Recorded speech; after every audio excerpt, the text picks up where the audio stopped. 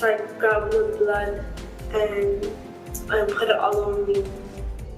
People whose lives have been directly impacted by mass shootings and gun violence went to Capitol Hill to testify about how their lives have been forever changed and called on Congress to pass some sort of gun safety legislation. Plus, another day of record gas prices, now creeping toward $5 a gallon nationally, but several parts of the nation are already well above that threshold. Energy Secretary Jennifer Granholm joins us to discuss how the White House is trying to address that.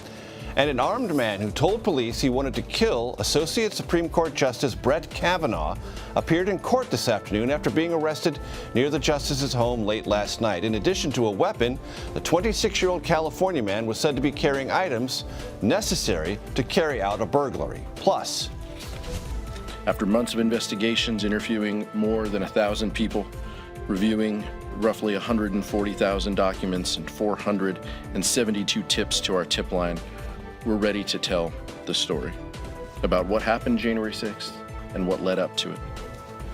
the nation is just a day away from the first primetime hearings related to the deadly January 6th attack on the U.S. Capitol.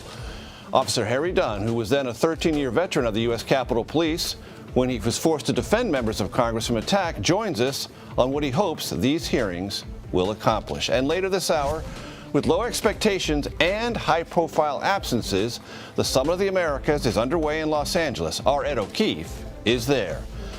But amid more gun control talks in both houses of Congress on Capitol Hill, gas prices reached a new record high Wednesday, as they have for most of the last week. Gas prices, on average, rose another 4 cents Wednesday to reach $4.96 a gallon. That's for regular. These levels are 64 cents more per gallon than a month ago. For more on all things, or nearly all things energy, let us bring in Energy Secretary Jennifer Granholm. Secretary Granholm is also the former governor of Michigan. Madam Secretary, you know as well as I do, possibly better, that Americans, particularly those in middle income and lower income strata, are in a full-blown panic about what they're seeing when they fill up their gas tank. Are you in a position to offer any calming or reassuring words about what Americans are likely to encounter through this summer when it comes to filling up their gas tank? Yeah, this summer is going to be rough. I'll just be honest with you. The Energy Information Agency, which is the entity that projects forward all the price of gas, the price of oil, has said that by the fall, it should be down to $4.27 a gallon. And by late this year, early next year, it'll be down to $4, maybe under $4, maybe $3, high $3 a gallon. So there will be some relief on the horizon. But during the summer driving season, it is going to be rough, no doubt about it, because we have such a demand and supply mismatch on the global market for oil. One of the things Americans who listen to this debate might hear with some frequency, Madam Secretary, is refining capacity in our country. And according to the statistics we reviewed, basically since April 29th, it's dropped in the United States by about 6%. So we're at about 94% capacity, if I'm saying that correctly. Explain to the audience how these two things are related, refining capacity and prices. Yeah, I mean, first of all, it's refining capacity is actually, they're refining at a level that is very, very high. But the reason is that during the COVID, during the pandemic, there were about 6 refineries in the United States that were pulled offline, and globally other refineries came offline too. So you may have oil, but if you don't have refining capacity to turn that oil into gasoline, then you have got a big mismatch. On top of that, Major Garrett, we see that we have a huge gap in the amount of oil that is on the global market. So that pandemic created a huge problem because all of the oil and gas companies reduced their supply. They are starting to come back online. By the end of this year, they might be up to where they were before the pandemic. But then on top of that, of course, the war in Ukraine, Russia is a huge exporter of oil on that global market. And they, because of the war, countries like the United States and Canada and the EU have said, we're not going to buy Russian oil. And that pulls about 1 million barrels a day off the market. And then on top of that, you've got this refining problem. And then on top of that, you also have China coming out of COVID, which increases demand for more oil. So this is a problem not just in the United States. If you went to Canada, you'd be paying $6.39 per gallon equivalent. If you went to France or the UK, you would be paying $7.96. If you went to Germany, you'd be paying $8.90. If you went to Singapore, you'd be paying $9.08 per gallon. I'm just saying it is a global problem. And globally, every leader is looking for ways to increase production inside of their boundaries. If they're a producing state, they're looking for ways to reduce costs for people. And the United States is no different. Our president is losing sleep, I am certain, over the fact that people are hurting and are paying so much at the pump. Madam Secretary, a couple of months ago, the president tapped the Strategic Petroleum Reserve. He said that would, he hoped, reduce gasoline prices. It hasn't. Is there more that can be done there, and why did it not meet the expectations? Well, it did reduce prices at the time he did it. But since then, the EU has said they, too, are not going to buy Russian oil, and that makes a crimp. Since then, you have China opening up from COVID, and that creates another pinch. So he was releasing, and he is right now, 1 million barrels per day from that Strategic Petroleum Reserve. The prices would be higher if that were not the case. And he's doing it for the next 6 months while our domestic oil and gas industry creates another 1 million barrels per day by the end of this year is the anticipation to try to make that happen. However, there are other global impacts that are causing this supply disruption, if you will, including the refinery shortage, as you say, including other countries opening up, and certainly including the war in Ukraine.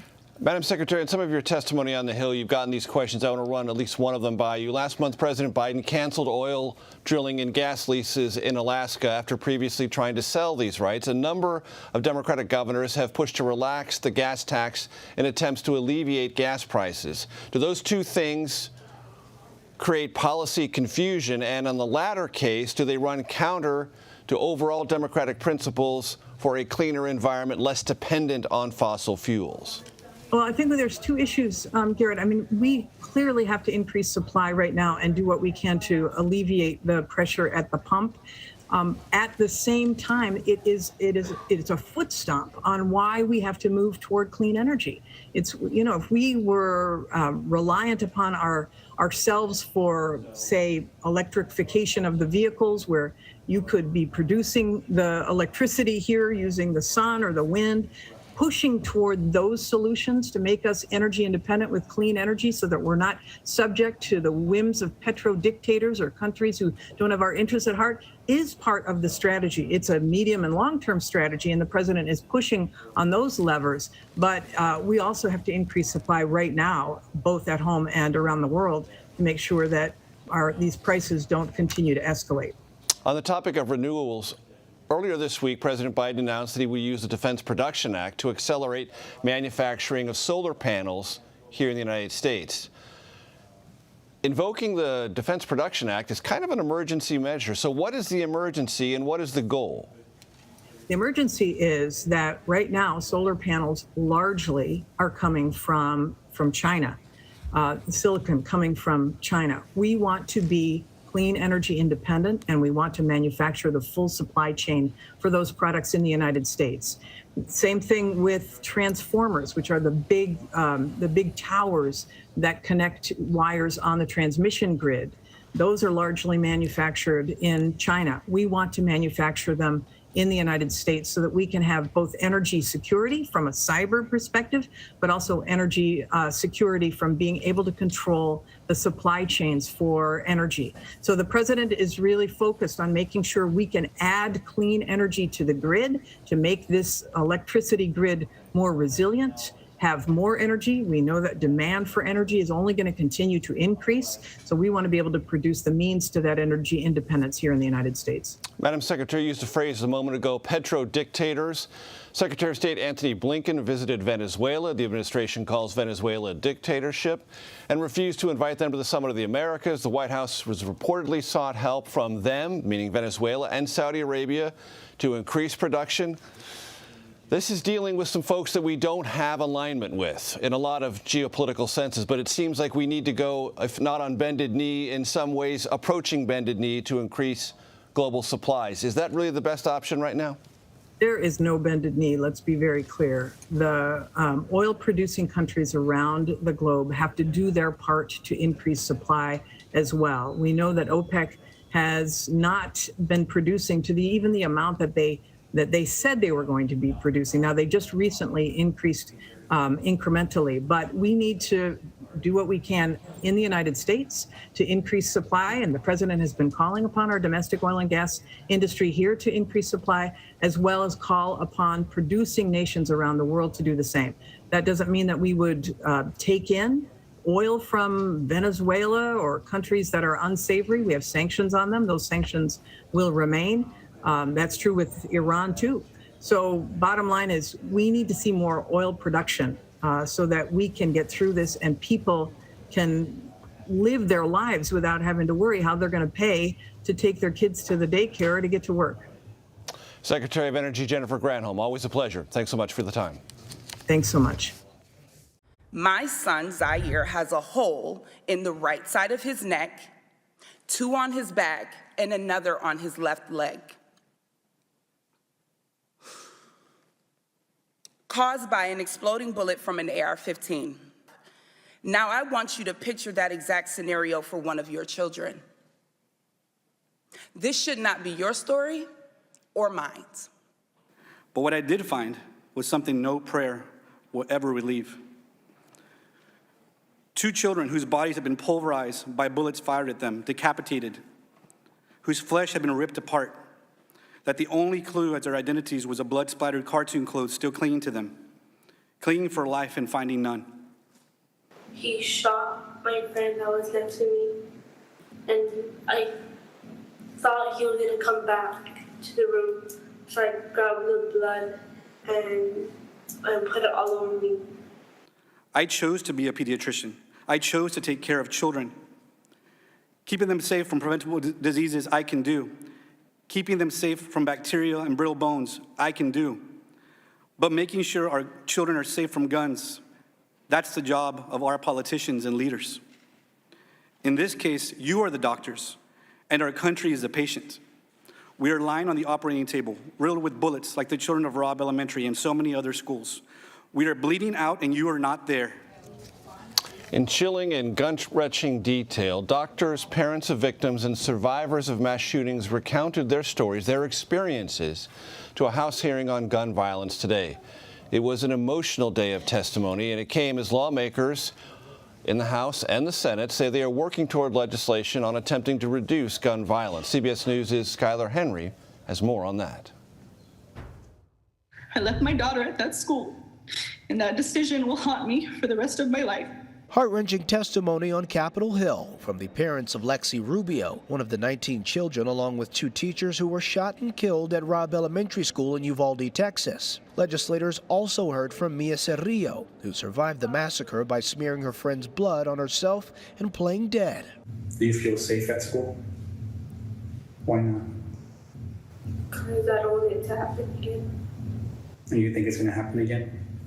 They were joined by Zanita Everhart, whose son was shot multiple times but survived the Buffalo Tops grocery store massacre. Lawmakers who continuously allow these mass shootings to continue by not passing stricter gun laws should be voted out. We will win. Congressional Democrats and gun control activists gathered near the Capitol ahead of planned House votes on broad gun legislation. These bills are focused on gun violence prevention, and most important, they're focused on saving lives. House Republicans say the Democrats' proposals, which include a ban on large-capacity magazines and raising the minimum age to buy a semi-automatic rifle to 21, violate the Second Amendment.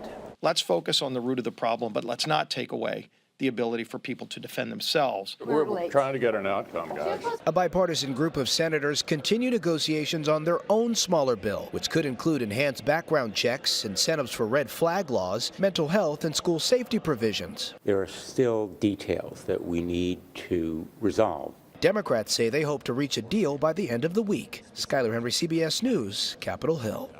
Earlier today, Attorney General Merrick Garland announced the Justice Department will review the police response to the school shooting in Uvalde, Texas. The Attorney General says he hopes it will be able to answer questions about what went wrong and provide guidance for law enforcement moving forward. CBS News congressional correspondent Nicole Killian joins me now from Capitol Hill. Nicole, the testimony today can only be described as harrowing, but you know Congress well. I have some experience with it. We don't know exactly how many lawmakers heard it, will be read in on it. Do you think it will have, even though it was emotionally so weighty, have any effect on what's being discussed behind closed doors? Well, look, we saw a number of lawmakers wipe tears from their eyes during this testimony today. And, I did ask some lawmakers who were in that hearing room if they feel that it will move the needle. And what, for instance, Virginia's Jerry Connolly told me is that if it doesn't, then, something's wrong. And that certainly has been the refrain that we've heard from a number of Democrats. But as you know, this is a very heated political debate. It always is every time this issue comes up. And so the reality is that even as we watch the House vote today on a very comprehensive package that would, for instance, ban high-capacity magazines and bump stocks, it would crack down on ghost guns, it would raise the purchasing age on semi-automatic weapons from 18 to 21.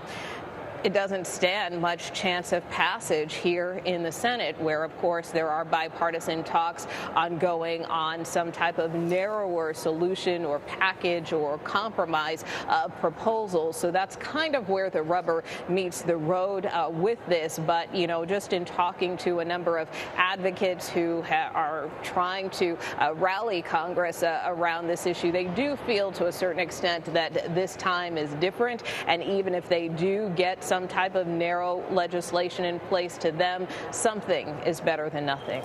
And Nicole, I want to talk to you about that point you just made, because it does feel to me that failure, meaning complete inaction, isn't an option. That even Republicans who have some pretty deeply embedded philosophical disagreements with Democrats are at least willing to engage, see if there's some middle ground that can be found. That will probably not satisfy Republicans or Democrats, but the idea that after Uvalde, Congress can take a long look, listen to this impassioned testimony and say, you know what, we're still going to do nothing, isn't an option.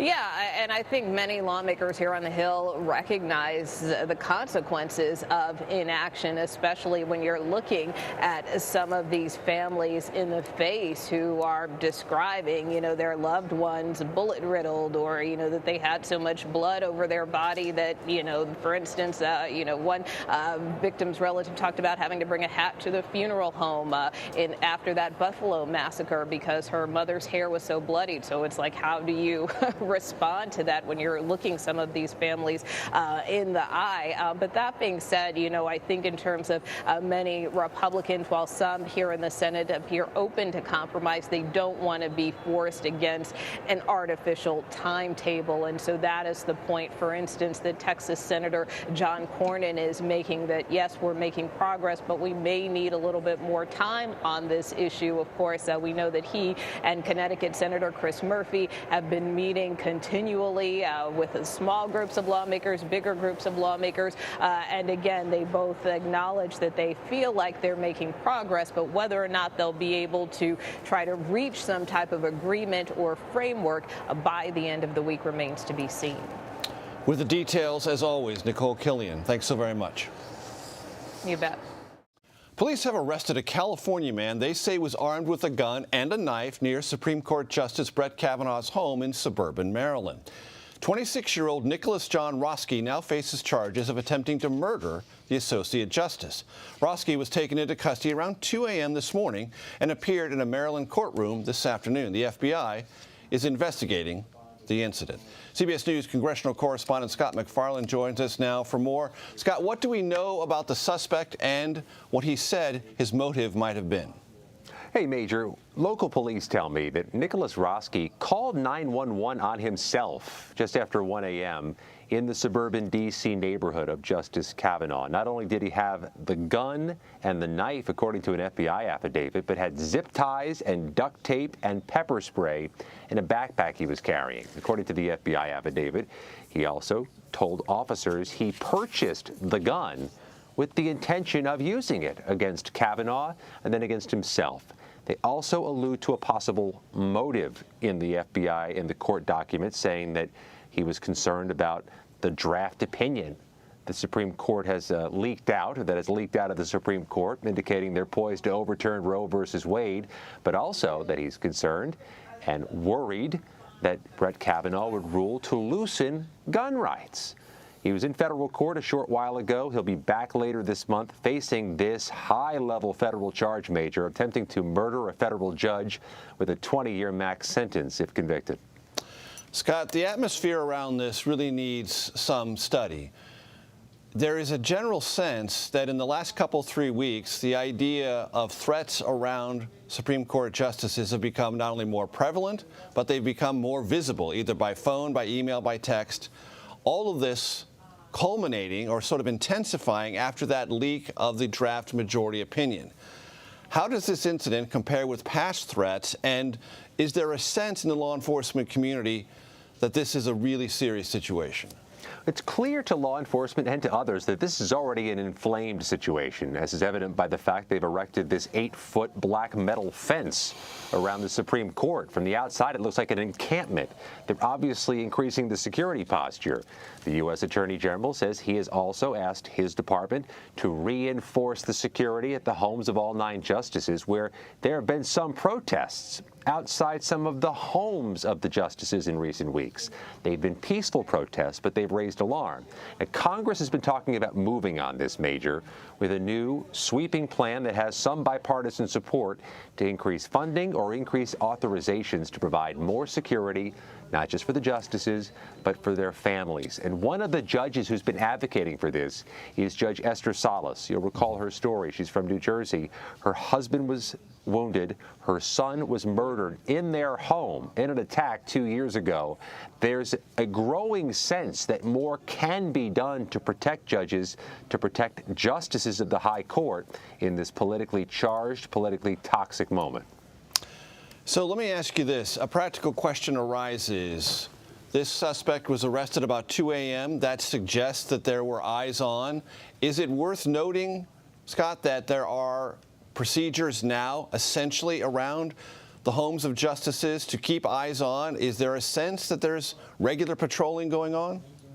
Yeah, the types of things that they would keep confidential, but all indications are that there is a security posture that is enhanced and probably already a baseline security at these homes. I'll underscore something else. This suspect called 911 on himself. Right. This wasn't somebody who was found out, discovered, or stopped by law enforcement, local, federal, or otherwise. He turned himself in. We'll see if this expedites passage of legislation to better protect judges, but there's an optics issue here too, Major. If Congress moves swiftly in a matter of hours to pass new protections against gun threats against judges, how does it look for those members of Congress to not move swiftly after a school massacre? That's a hurdle coming down the pike too. No doubt. And the question of how safe justices are, or federal judges in general, you don't have to be justices of the Supreme Court, goes to a sort of deeper institutional question. How can we have rule of law if the people who are in charge of adjudicating what rule of law is themselves feel threatened? So that raises a pretty practical question and a political one. What is the argument against doing this rapidly on Capitol Hill? I mean, clearly the threat is here. It's intensifying. It's now visible. Is there a counter argument? Well, we don't really need to do that. What is the slowdown in this process? The natural inertia of Congress, where at this moment, this close to midterms and at this politically divisive moment, it's hard to get them to agree to say the sky is blue. This falls into the category of anything, and anything can be slowed down in Congress at this moment. I think there's going to be a push, a bipartisan push. There probably will be a consensus on this. It always comes down to what vehicle can they attach it to get it through. That's one of the tricky things right now legislatively for Congress. There's not a must-pass thing in the queue that they can attach this legislation to. Same's going to be true for the gun provisions, gun control law. If they try to move that, what do they attach it to give it extra momentum? They'll work through that. That'll take some time. But at this point, a bipartisan consensus seems to be forming that more can and should be done. With the details and the perspective, as always, Scott McFarland, many thanks. Members of the House Select Committee investigating the January 6th Capitol riot say explosive new information about the attack will come to light Thursday. Natalie Brand has more. Nearly 1 year after a House Select Committee formed to investigate the January 6th attack on the U.S. Capitol, the panel will hold a primetime hearing to reveal its findings so far. We're ready to tell the story. The committee says it will present previously unseen material and witness testimony, but committee members have not yet revealed who will appear. I can say that certainly one of the themes that we will be fleshing out is the fact that in advance of the 6th, that there was an understanding of the propensity for violence that day. The 9-member Select Committee is made up of 7 Democrats and 2 Republicans. They have interviewed around 1,000 witnesses and received 140,000 documents in connection with the deadly attack. 5 officers lost their lives in relation to January 6th. We owe it to the officers who lost their lives and the officers who were injured to tell that story and to ensure that this never happens again. The committee has also issued dozens of subpoenas, including those to former White House officials and allies of President Trump who were involved in the planning of the rally held at the Ellipse just before the Capitol attack. According to CBS News polling, most Americans, 70%, said it's important to find out what happened that day and who was involved. But Republicans are divided on the issue, with most saying they don't want their party to focus on it. This committee is not about seeking the truth. It is a smear campaign against President Donald Trump. Thursday will be just the first of a series of hearings in June to lay out the investigation into what the committee calls a coordinated, multi-step effort to overturn the results of the 2020 presidential election and prevent the transfer of power. Natalie Brand, CBS News, Washington. Later this hour, we will hear from U.S. Capitol Police Officer Harry Dunn about what he witnessed that day. That's right here on CBS News. Primary elections in California Tuesday show signs of a very blue state making possible shifts towards red. How fears over public safety in one of the state's major cities ousted a progressive district attorney, and other critical places where voters appeared to reject some Democratic policies. Plus, President Biden heads to Los Angeles for the Summit of the Americas, what the president is hoping for in spite of some nations withdrawing in protest. You are streaming Red and Blue.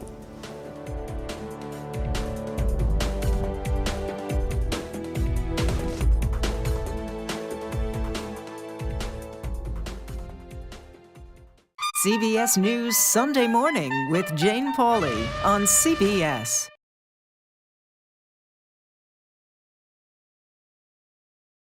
I'm Norah O'Donnell in our nation's capital. We're here at the White House with the President of the United States. Thanks for having me. I appreciate it. We've never done an interview like this before. That's correct. Tonight, a congressional investigation sparked by reporting from CBS News. What's your message to consumers? They need help now. Tell him I feel it. The CBS Evening News with Norah O'Donnell from Washington, D.C. on CBS and streaming on Paramount+. We will witness yet another moment in history. The threat of severe weather and dangerous tornadoes is expected to last. Let's get the forecast from our partners at the Weather Channel. Here we are in our virtual view. Now 6 feet of water, imagine that. Cars that can act like battering rams. These hyper-realistic simulations show you what the weather will look and feel like before it happens. This is our virtual view, what it actually looks like. Those are some of the best graphics I've seen. Spare no expense, Gail. We experience the weather in a whole new way. Primary elections have wrapped up in California, with several large cities voting out progressive politicians, largely over concerns about public safety. Governor Gavin Newsom handily won his primary, securing about 59% of the vote. California State Senator Brian Dahle, who is favored by Republicans, got only about 15%. Newsom is overwhelmingly favored to win a second term, this after surviving a recall effort late last year. And in Los Angeles, 2 Democrats, Congresswoman Karen Bass and real estate billionaire Rick Caruso, who only recently became a Democrat, will face off this November in a runoff contest for mayor. And San Francisco voters recalled progressive district attorney Chesa Boudin. Opponents argued his stance on crime was in large part responsible for driving up the city's crime rate. And Californians weren't the only ones turning out to the ballot box on Tuesday. In Iowa, retired Navy Admiral Mike Franken won the state's Democratic Senate primary and will face off against 88-year-old incumbent Republican Chuck Grassley this November. Grassley is hoping to secure an 8th Senate term. And in South Dakota, incumbent Republican Governor Kristi Noem successfully fended off an attack from the right flank of her party this November. Noem will square off against Democratic State Representative Jamie Smith, who did not face a primary challenger. President Biden and First Lady Jill Biden are kicking off the 9th Summit of Americas today in Los Angeles. The summit, meant to bring together countries in the Western Hemisphere, is, however, showing a divide. 5 world leaders from Mexico, El Salvador, Honduras, Bolivia, and Guatemala are boycotting the event. They have instead sent delegates on their behalf. The snub to President Biden is over his decision not to invite Cuba, Venezuela, and Nicaragua because those countries are not democratically governed. CBS News senior White House and political correspondent Ed O'Keefe joins me now from the summit site in L.A. Ed, despite these boycotts, the White House notes, still 23 heads of state are attending. They say that's fairly in line with attendance for similar summits in the past. What about these leaders boycotting, particularly Mexico's President Andrés Manuel López Obrador, otherwise known as AMLO, that is so controversial? Well, Major, it's kind of like this. If you were throwing a block party and your next-door neighbors didn't show up, it might reflect a little bit on you and the rest of the neighborhood.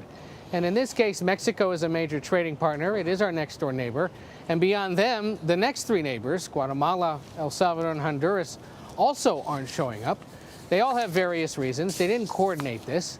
One of them has to do with, as you mentioned, the fact that Cuba, Venezuela, and Nicaragua, which are not democracies, whose leaders or governments generally face sanctions from the United States or other official actions to protest or to call out the fact that they're not democracies, are not invited.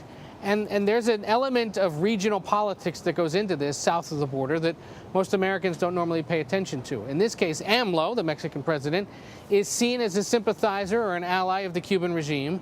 So to show up for him would cause problems for him domestically and across the region.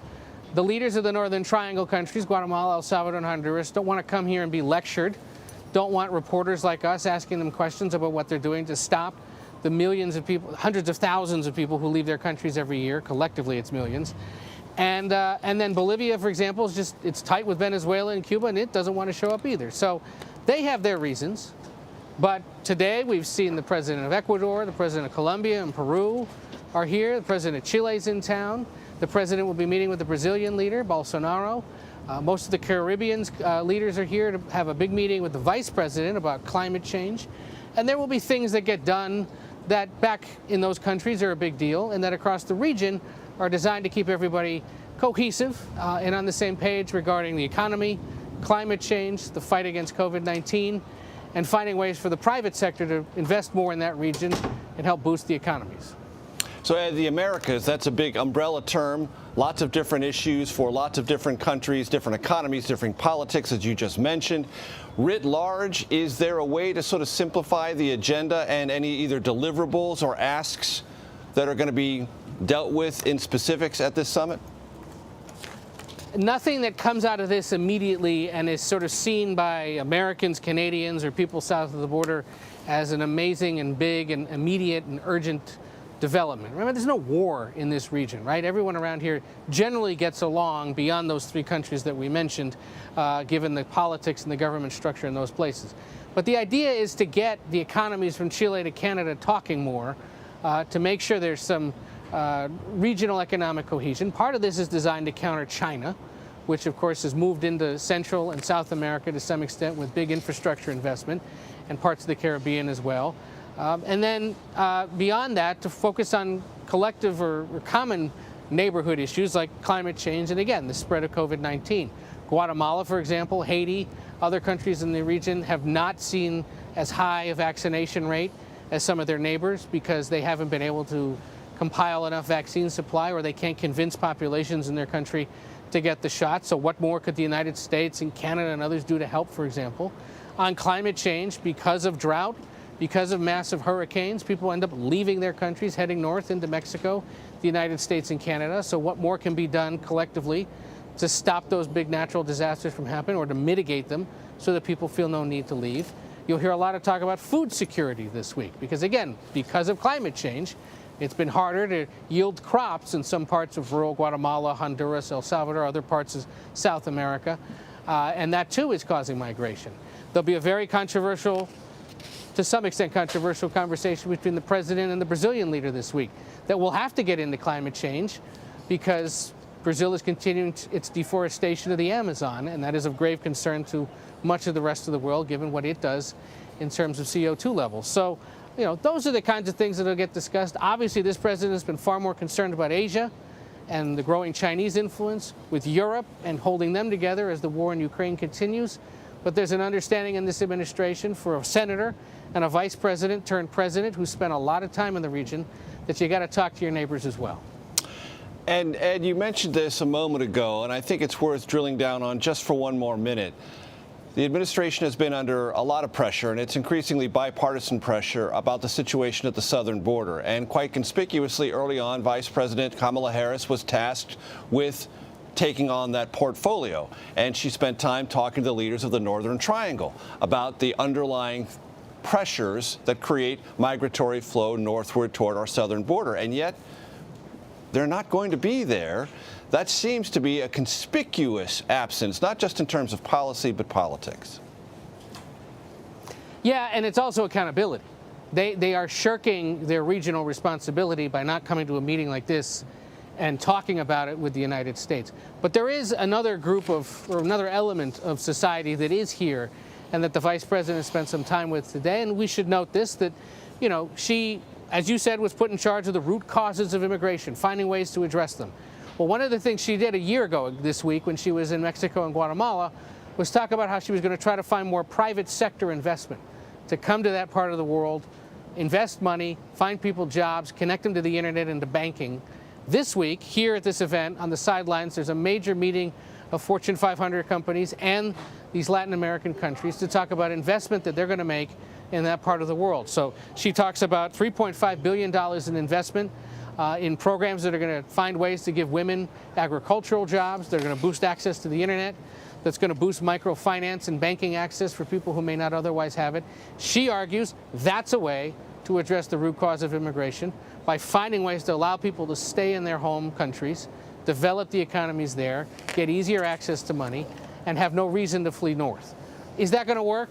Is that something that's easily measurable by the next election? Not necessarily.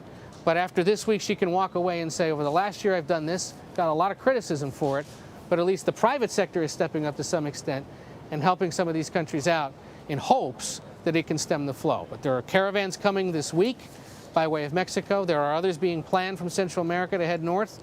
It will become another major domestic political focus and problem through the summer as Republicans and Democrats in southern states justifiably raise concerns about the fact that so many keep coming.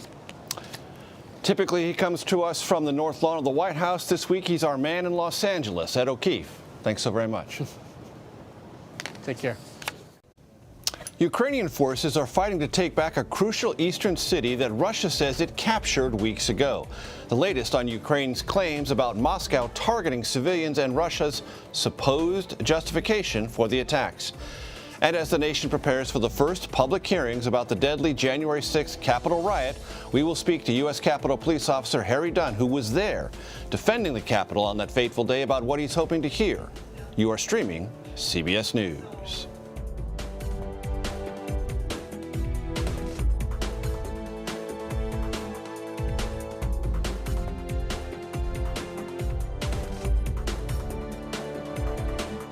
CBS News Sunday Morning with Jane Pauley on CBS.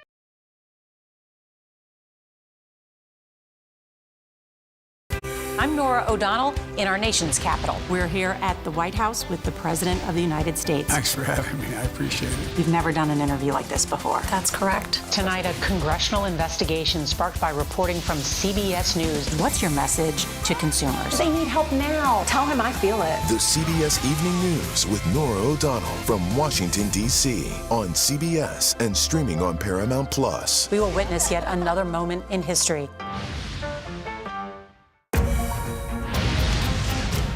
The threat of severe weather and dangerous tornadoes is expected to last. Let's get the forecast from our partners at the Weather Channel. Here we are in our virtual view. Now 6 feet of water, imagine that. Cars that can act like battering rams. These hyper-realistic simulations show you what the weather will look and feel like before it happens. This is our virtual view, what it actually looks like. Those are some of the best graphics I've seen. Spare no expense, Gail. We experience the weather in a whole new way. Welcome back to Red and Blue. Here's a look at some of our top stories. People impacted by recent gun violence shared their experiences with the House committee Wednesday as lawmakers worked to pass bipartisan gun legislation. The emotional testimony included a powerful message from a fourth grader who survived the Robb Elementary School massacre in Uvalde, Texas. Plus, an armed man arrested outside Supreme Court Justice Brett Kavanaugh's suburban Maryland home late Tuesday night appeared in court Wednesday afternoon. The 26-year-old has been charged with attempted murder after he told officials his goal was to kill Kavanaugh. And the White House is shifting some federal COVID-19 funds away from testing and research to pay for increased treatments and vaccines. Officials have warned for weeks that the money allotted to fight the coronavirus in the American Rescue Plan is running out. President Biden continues to urge Congress to pass more COVID funding. As we have been reporting, the House Select Committee investigating the January 6th Capitol riot is holding its first public hearing tomorrow after months of investigation. Scott MacFarlane has a closer look at the timeline leading up to and during the attack. Scott? Hey, Major, at these hearings beginning tomorrow, we're going to hear the word coordination a lot. How early did the coordination begin? We know where it ended, right here at this 4-acre enormous U.S. Capitol complex on January 6th. Let me take you to the west side of the Capitol to give you your best view of coordination. A crowd of thousands working in unison to breach the police lines, using their size as an advantage. You're going to hear the name Oath Keepers a lot beginning tomorrow night. That's a far-right group accused of conspiracy and coordinating, using a military stack formation to get past the police. You're also going to hear the name Proud Boys a lot tomorrow, another one of those far-right groups also accused of conspiracy. They smashed open a window, according to prosecutors, and led other rioters in. But perhaps the most violent coordination happened in the West Front Tunnel. That's where the crowd, in claustrophobic conditions, pushed against the police line and in some cases used riot shields and pepper spray they'd stolen from the police. I'll take you inside the Capitol to show you a different type of coordination. This is the U.S. House chamber. This is the U.S. Senate chamber. Recall, both of them were in on January 6th. This is Speaker Nancy Pelosi's office suite, and you see a group working in unison, going through the hallways, banging on doors. Some are accused of taking things from here. Many of them are accused of specifically threatening or targeting Nancy Pelosi. On the Senate side, they get into the Senate chamber. Shortly before then, Mike Pence, the vice president, is evacuated by security down a staircase. And look what happens 35 minutes later. Another group in unison moving up the same staircase. Some with makeshift weapons, some wearing goggles and breathing apparatus, some banging on doors. The committee, beginning tomorrow night with its hearings, will say what they found, how early the coordination began, and who or what gave rise to all this. Major? With the visuals and the graphics, Scott MacFarlane, thank you. Part of Thursday night's presentation will be eyewitness testimony, meaning the nation will hear from people who were at the Capitol that fateful day. We are joined now by U.S. Capitol Police Officer Harry Dunn, who testified before the committee last summer and was one of those eyewitnesses on January 6th. Officer Dunn, it's great to see you. We understand that you've recounted what happened to you that day in full to the committee. Could you give the audience a thumbnail sketch of your experience and how it's impacted your life since? You know, being able to testify before the committee and share my experiences of that day, it was my story about what I went through. And one thing that gets lost a lot, a lot of people have been saying, they don't paint the picture of my story as everything that happened. There are hundreds of officers there that day who went through traumatic, unbelievable experiences. And thankfully on Thursday, we'll be able to hear from another officer who was testifying. But since the experience of testifying, I have become more and more vested in the investigation with seeing everything that's unfolding. The committee asked us on our testimony if there was anything that we wanted to make sure that they did. And one of my requests was them to get to the bottom of what happened, why it happened, and to show that we can never have this happen again. So every single leak or piece of information that comes out, that has come out so far, I've been all over it and just following this, not just, like I said, not just as a person who was there defending the Capitol that day, but somebody who was an American citizen who doesn't want to see what happened to our country that day happen ever again. So. And for the audience's benefit, I just want to ask you a real simple question. How are you doing? Thanks for that. Thank you for caring to ask that. I'm doing all right. I'm very anxious about these hearings coming up, and not necessarily in a good way or a bad way. But it's like I said, it's something that I've been wanting since the day that it happened. So I'm anxious to see what the committee has learned, and anxious to see what they have planned to make sure that this doesn't happen again. But I'm doing all right. I'm healing a lot. And even though this is bringing back memories and seeing all the footage and it's triggering, but you know, I am not one to suppress how I feel. But at this moment, I'm doing all right, though. So thank you. Sure. And you talked about what you asked the committee, and others who testified did as well. Get to the bottom of this. And I want to run by you a recent NBC poll with numbers in it showing that just 45% of Americans surveyed say Donald Trump, the former president, is solely or mainly, those were the two key words, responsible for the rioters who overtook the Capitol, compared to 55% who say the former president is only somewhat or not really responsible. After all you've learned, after all you've been through, how would you assess former president's role in setting all of this in motion? You know, so I don't want to necessarily give, that's the thing with these polls, like that's literally just people's opinion. And I'm a very matter-of-fact person. And I believe that that's why this committee is so very important, because it's getting down to the facts and it's not anybody's opinion. And, you know, I don't want to give my opinion about, you know, what I went through when the facts are clear enough about what happened that day. However, if it turns out through the investigation that it was the former president's responsibility, and he needs to be held accountable, not just him, but any single person who had anything to do with the failures of that day need to be held accountable. And I'm hoping that the committee will start the process towards accountability and healing as a nation. So, Officer Dunn, you might have heard this. I've certainly heard this in my conversations with Republicans.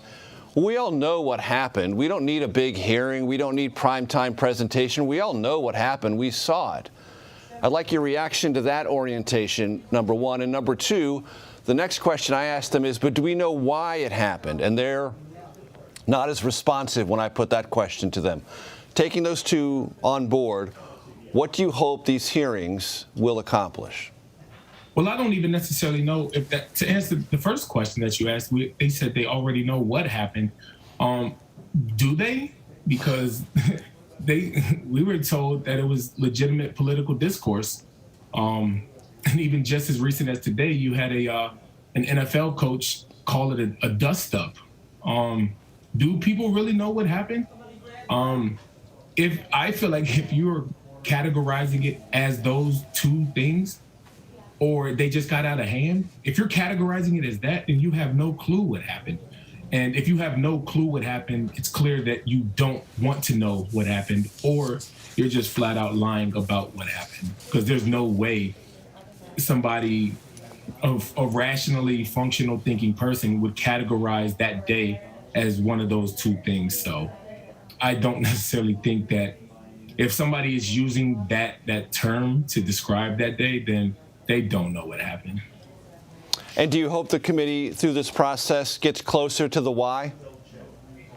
Yeah, absolutely. Because, well, you know, why and how? Like, every question needs, like, this was unprecedented, you know, so every single question needs to be asked. every question needs to be asked to prevent it from happening again, whether that has to do with police preparedness or inciting from lawmakers or, anybody, or it could be anybody, but we need to figure out how do we prevent this from happening, no matter who it was,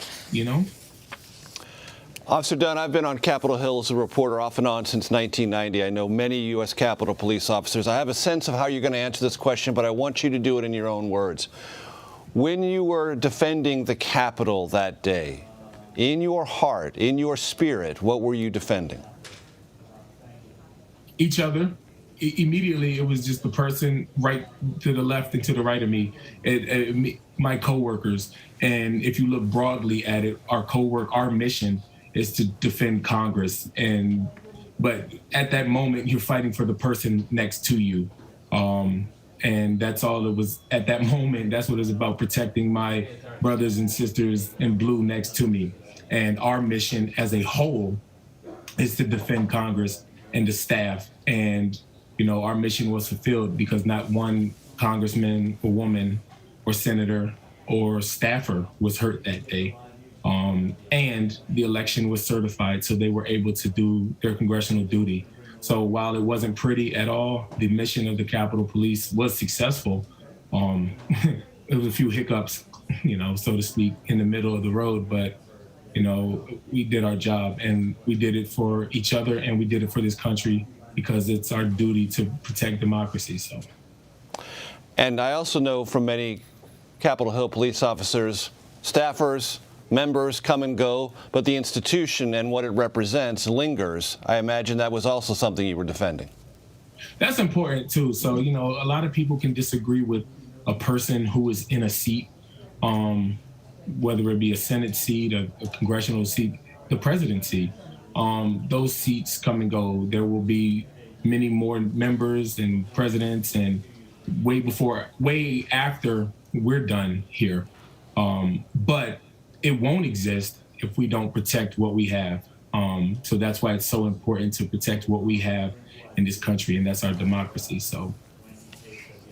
And learn more about why on that fateful day all of it was under siege. U.S. Capitol Police Officer Harry Dunn, thank you so much for your time. Thanks for having me on. You have a great day. You too. Ukrainian forces are considering pulling back to more fortified positions as they try to retake a critical city from Russian forces. On Wednesday, the head of the Luhansk Regional Military Administration said that Ukrainian forces are, quote, fighting for every centimeter of the city, unquote, but may have to retreat to positions that are easier to defend. Russian forces have focused attacks on the Donbas region of Ukraine for several weeks. Meanwhile, in the north, shelling in Kharkiv has injured at least a dozen people and killed 5 in the past 24 hours. Ukrainian officials claim Russian forces targeted residential areas again, damaging several houses. The Russian military says, though, it deployed high-precision missiles to hit an armor repair plant near the city Wednesday. There has been no confirmation from Ukrainian officials of such a facility being hit. We will be right back. You are streaming Red and Blue on CBS News.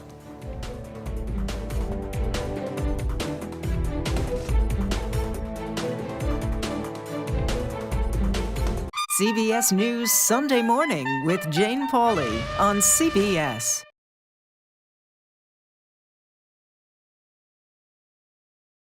I'm Norah O'Donnell in our nation's capital. We're here at the White House with the President of the United States. Thanks for having me. I appreciate it. We've never done an interview like this before. That's correct. Tonight, a congressional investigation sparked by reporting from CBS News. What's your message to consumers? They need help now. Tell him I feel it. The CBS Evening News with Norah O'Donnell from Washington, D.C. on CBS and streaming on Paramount+. We will witness yet another moment in history. The threat of severe weather and dangerous tornadoes is expected to last. Let's get the forecast from our partners at the Weather Channel. Here we are in our virtual view. Now 6 feet of water, imagine that. Cars that can act like battering rams. These hyper-realistic simulations show you what the weather will look and feel like before it happens. This is our virtual view, what it actually looks like. Those are some of the best graphics I've seen. Spare no expense, Gail. We experience the weather in a whole new way. Moderna says an updated version of its COVID-19 booster shot offers stronger protection against Omicron than its initial vaccine. Early trial results found the new booster spurred an 8-fold increase in virus-fighting antibodies. Moderna says side effects of the shot are minor, similar to those of other COVID vaccines on the market. The company is calling the new booster shot its, quote, lead candidate, unquote, to be offered in the fall. We're going to take a quick break, which means you've got a couple of minutes to download the free CBS News app on all your devices. There you can catch live local coverage from across the country from all of our CBS stations. And while you are at it, check out Paramount Plus, where we've got a mountain, yes, a mountain of content for you to stream there as well, including your favorite shows, movies, and sports.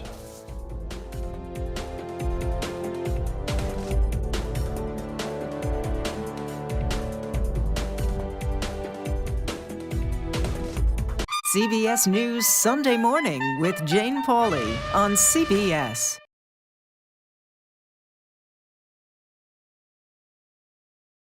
I'm Norah O'Donnell in our nation's capital. We're here at the White House with the President of the United States. Thanks for having me. I appreciate it. We've never done an interview like this before. That's correct. Tonight, a congressional investigation sparked by reporting from CBS News. What's your message to consumers? They need help now. Tell him I feel it. The CBS Evening News with Norah O'Donnell from Washington, D.C. on CBS and streaming on Paramount Plus. We will witness yet another moment in history.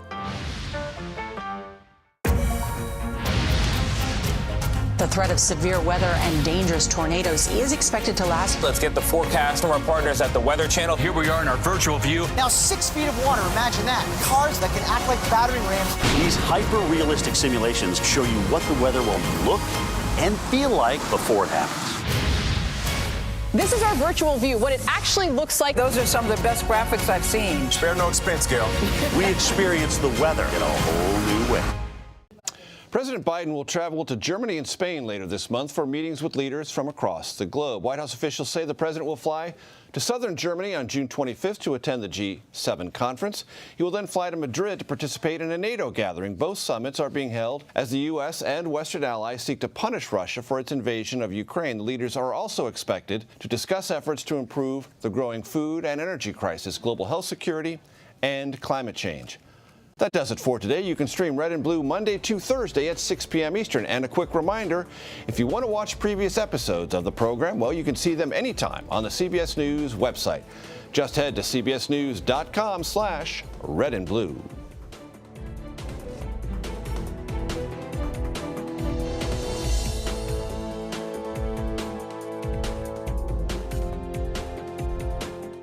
CBS News Sunday Morning with Jane Pauley on CBS.